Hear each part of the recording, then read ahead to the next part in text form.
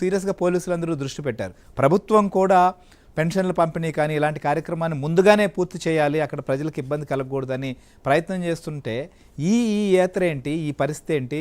అప్పటికీ పోలీసులు పర్మిషన్ ఇచ్చినా సో అక్కడ చూస్తున్నాం విజువల్స్లోనే మహిళా ఎస్ఐ అని కూడా చూడకుండా ఆమెను చుట్టుముట్టడం, నెట్టేయడం, మేము వెళ్ళిపోతామని చెప్పి బ్యారికేడ్లు దోసుకుంటూ ముందుకు పరిగెత్తుకోవడం, పోలీసులు లాఠీ చార్జీ చేయాల్సినటువంటి కంట్రోల్ చేయాలంటే ఇంకేం చేయాల్సినటువంటి పరిస్థితుల దాకా తీసుకురావడం, అక్కడ మళ్ళీ ఏదైనా చేస్తే పోలీసుల మీద మళ్ళీ నిందలు వేయడానికో లేకపోతే విమర్శలు చేయడానికి అసలు ఎందుకు ఇలా చేస్తోంది?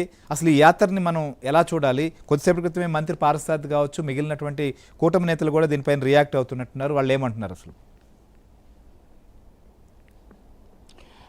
మెయిన్గా తీసుకుంటే కనుక వైఎస్ఆర్ కాంగ్రెస్ పార్టీ ఎప్పుడు కూడా పార్టీకి ఒక సిద్ధాంతం ఉంది. ఎక్కడైనా మంచి జరుగుతుంటే అక్కడికి వెళ్ళి రెండు విషపు చుక్కలు అక్కడ వేసి దాన్ని విమర్శించడం లేదా ఇబ్బందులకు గురి చేయడం అనేది పరిపాటిగా మారింది.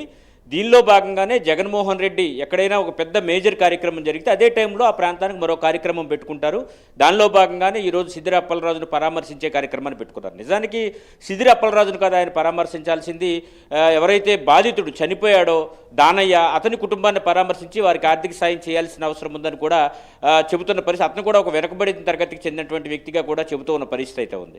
అయితే అతన్ని మానేసి ఇటు మంత్రిగా చేసిన వెల్ ఎడ్యుకేటెడ్ బాగా అన్ని విషయాలు తెలిసి కూడా తప్పు చేసిన వ్యక్తిని పరామర్శించాలనుకోవడం ప్రధానంగా కూటమి నేతలు అయితే విమర్శిస్తున్న పరిస్థితి అయితే ఉంది.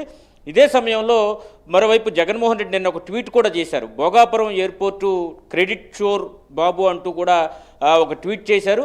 ఈ ట్వీట్లో ఆయన పెట్టిన హ్యాష్ ట్యాగ్ పట్ల కూటమి నేతలందరూ కూడా తీవ్రమైనటువంటి ఆగ్రహం వ్యక్తం చేస్తున్నారు. ఇది కరెక్ట్ కాదు.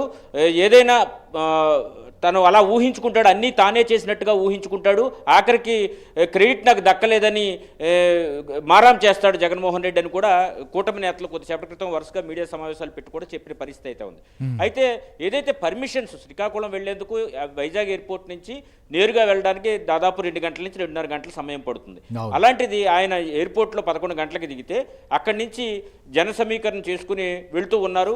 ఇందాక కొన్ని ఫోటోలు సోషల్ మీడియాలో కూడా వచ్చాయి, అదేవిధంగా మిత్రులు కూడా పంపించారు. భోగాపురం ఎయిర్పోర్ట్ దగ్గర భారీ జనసందోహం అన్నారు. నిజానికి చూస్తే కనుక ఆ కారు చుట్టూనే జనం ఉంటారు. గతంలో సిద్ధం సభల్లో కూడా ఏ విధంగా అయితే జనం విపరీతంగా వచ్చినట్టుగా గ్రీన్ మ్యాట్ వేసి చూపించారు, అదేవిధంగా ఇప్పుడు కూడా కారు చుట్టూ జనం ఉంచి వాళ్ళు ఎక్కువగా ఉన్నట్టుగా చూపించడం లాంటి పనులు చేస్తున్నారు. ఈ గతంలో ఏదైతే ఇటువంటి పరామర్శ యాత్రలకు వెళ్ళినప్పుడు పోలీసులు పర్మిషన్ ఇచ్చినప్పుడు కొన్ని దుస్సంఘటనలు కూడా రెంటపాళ్ళ వెళ్ళినప్పుడు కార్యకర్త మీదకి కారు ఎక్కించిన దృశ్యాలు కూడా మనం చూసాం. ఇన్ని జరుగుతున్నా ఆయన మళ్ళా వెళ్తూ ఉంటే పోలీసులు ఎలా పర్మిషన్ ఇస్తున్నారు, పర్మిషన్ లేదన్నప్పుడు ఎలా కేసులు బుక్ చేస్తున్నారు? ఇప్పుడు ఈ ఇష్యూలో తీసుకుంటే కనుక ఉల్లంఘనలు స్పష్టంగా కనపడుతున్నాయి.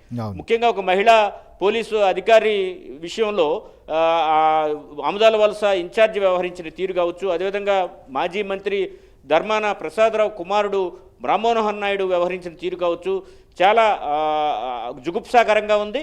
ఈ విషయం పైన కూడా పోలీసులు ఖచ్చితంగా చర్యలు తీసుకోవాలని కూటమి నేతలు కూడా కోరుతున్నారు. ఇదే సమయంలో జగన్మోహన్ రెడ్డి ఈ విధంగా వెళ్తూ కార్యక్రమాన్ని ఏదో విధంగా డిస్టర్బ్ చేయాలనే ఉద్దేశంతో ఈ కార్యక్రమం పెట్టుకున్నట్టు కనిపిస్తుంది తప్పించి ఈ పరామర్శ యాత్ర కాదు, ఇది ఆయనకి పరాభవ యాత్రగా మారుతుంది ఉత్తరాంధ్ర ప్రజల దృష్టిలో అని కూడా కూటమి నేతలు అయితే చెబుతున్న పరిస్థితి. అంటే అక్కడ కూడా మన కొలీగ్ రమేష్ ఇందాక చెప్తూ ఖచ్చితంగా ఇక్కడ ఈ ఇంటర్నేషనల్ ఎయిర్పోర్ట్ ప్రారంభోత్సవం అనేది ఒక పండుగ వాతావరణంలో జరుగుతున్న టైం. ఈ టైంలో ఇది పక్కా డైవర్ట్ చేసేటువంటి విధంగా చేస్తున్నారు. దానికి అక్కడ ఉండేటువంటి శ్రేణులు కూడా కొంత రెచ్చగొట్టడం, పోలీసుల్ని లేకపోతే అక్కడ ఏదో ఒక అలజడి సృష్టించి మొత్తం వ్యవహారాన్ని డైవర్ట్ చేసేటువంటి ప్రయత్నం లాగానే చాలా వరకు కనిపిస్తోంది. అయినప్పటికీ కూడా ప్రజలకు లేదా అక్కడ ఇబ్బంది కలిగించేటువంటి ప్రయత్నం ఎప్పుడూ చేయకూడదు. కానీ అది పదే పదే కూడా ఇలాంటి పరిస్థితులు పునరావృతం అవటం అనేది నిజంగా కూడా అక్కడ ప్రజలు కూడా చేదరించుకునేటువంటి పరిస్థితి. సో ఇక్కడ ఈ విషయంలో ఉత్తరాంధ్రలో కావచ్చు, లేదా గతంలో గుంటూరులో కానీ మనం తెనాలకు వెళ్ళినప్పుడు, లేదా ప్రకాశం జిల్లాలో చూసాం మనం, ఇక్కడ అన్ని చోట్ల కూడా ఇలాంటి అడావుడే. నెల్లూరు జిల్లాలో కూడా, నెల్లూరుకి వెళ్ళినప్పుడు కూడా ఆడంతే, అక్కడ మహిళా అధికారులకు కావచ్చు, వాళ్ళు విధులు నిర్వహిస్తున్నటువంటి పోలీసులకు ఇబ్బంది కలిగించారు. అక్కడ కూడా అలాంటి పరిస్థితులు మనం చూసాం. సో ఇవన్నీ చేసి ఈరోజు ఏదో ఒక సీన్ క్రియేట్ చేయాలనేదైనా ప్రధాన వారి ఉద్దేశం, లేకపోతే ఇంకేమైనా ఉందో అసలుకి?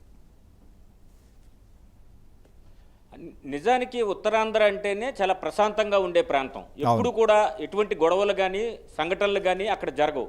అలాంటి ప్లేసులు అంటే వైఎస్ఆర్సీపీ అధ్యక్షుడు ఎక్కడికి వెళ్తే అక్కడ గొడవ సృష్టించడం, వాళ్ళ కార్యకర్తల పనిగా కనపడుతుంది. ఇప్పుడు నిజానికి నాయకుడు వచ్చాక కొంత ఒక్కసారిగా జనాలందరూ పరిగెడతారనేది, దగ్గరికి వెళ్ళే ప్రయత్నం చేస్తారనేది సాధారణం.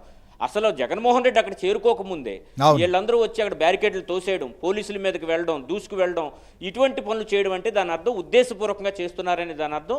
దీనిపైన పోలీసులు ఎలాంటి యాక్షన్ తీసుకుంటారు, భవిష్యత్తులో ఇటువంటి కార్యక్రమాలకు ఇచ్చే పర్మిషన్స్ ఎలా ఉండబోతున్నాయి, దాన్ని ఏ విధంగా స్ట్రీమ్లైన్ చేస్తారు, ఇలాగే ఇదే విధంగా కొనసాగితే కనుక రెంటపాల దగ్గర వెళ్ళేటప్పుడు కార్యకర్త ఏ విధంగా మరణించాడు, ఇలాంటి 2-3 సంఘటనలు కనుక జరిగితే కనుక దానికి ఎవరు బాధ్యత వహిస్తారనేది కూడా పోలీసు యంత్రాంగం ఆలోచించుకోవాల్సి ఉంటుంది. అదే సమయంలో ఏదైతే చాలా పెద్ద కార్యక్రమం పెట్టుకున్నారో, అంతర్జాతీయ స్థాయిలో ఫోకస్ ఉన్న కార్యక్రమం, చాలా బ్యూటిఫుల్గా నిర్మించినటువంటి భోగాపురం ఇంటర్నేషనల్ ఎయిర్పోర్ట్, అల్లూరు సీతారామరాజు పేరుతో దాన్ని నిర్మించారు. అటువంటి ఎయిర్పోర్ట్ను ప్రారంభిస్తున్న సమయంలోనే ఇటువంటి అలజడి సృష్టించి ఏదో విధంగా ఇష్యూని డైవర్ట్ చేయాలనే ఉద్దేశంతో ఈ కార్యక్రమం పెట్టుకున్నట్టు కనిపిస్తుంది తప్పించి, సిదిరి అప్పలరాజు ఈ ఇష్యూలో ఇరుక్కుని చాలా రోజులైంది, ఇప్పుడే ఈ కార్యక్రమం ఎందుకు పెట్టుకున్నారనడానికి కూడా వైసీపీ శ్రేణులు, కింది స్థాయి శ్రేణులు కూడా కొంతమంది అనుమానాలు వ్యక్తం చేస్తున్నారు. ఏంటి మా నాయకుడు అభివృద్ధి జరిగితే అడ్డుకుంటున్నాడు ప్రతి విషయంలో అని. కాబట్టి ఇవన్నీ కూడా కూటమి నేతల్లోనూ, అటు సాధారణ ప్రజల్లోనూ, వైసీపీ కింది స్థాయి నాయకులు, ముఖ్యంగా ఉత్తరాంధ్రకి దీనివల్ల ఎంతో లాభం ఉంటుంది, ఒక ఇంటర్నేషనల్ ఫోకస్ వస్తుంది.